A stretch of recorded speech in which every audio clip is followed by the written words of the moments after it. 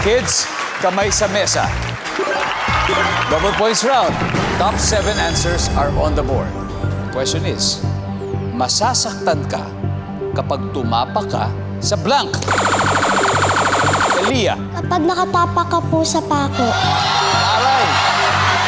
Pako. Kaya dapat parati nakatsineras at sapatos. Elia, pass or play? Play po. Play? Come on, let's play this round.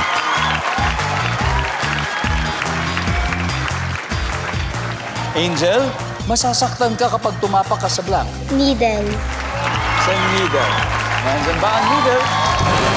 Wala. Jazz, masasaktan ka kapag tumapa ka sa Bubog po. bubog. Bubog, nandyan ba?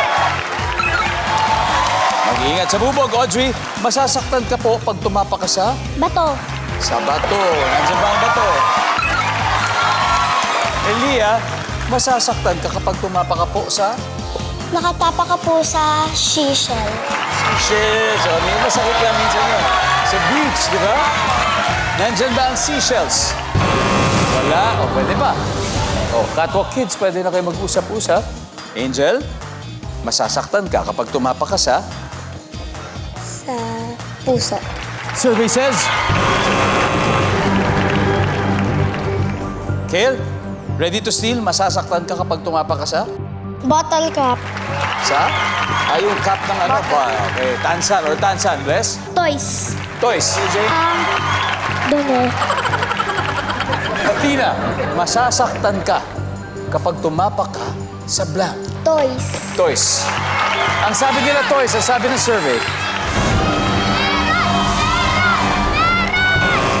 Wala! Tignan natin, kids. Okay. JJ, ano yung sagot mo? Dumi. Opo. Tignan natin, number 6. Tama si JJ. Oh, let's see number 7. Tinik. Number 5.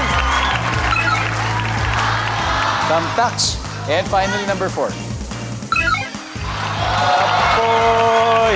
Nakaka-3 rounds na ng labanan ng mga bata at itong resulta, nangunguna po ang Little Royalty, 226 points.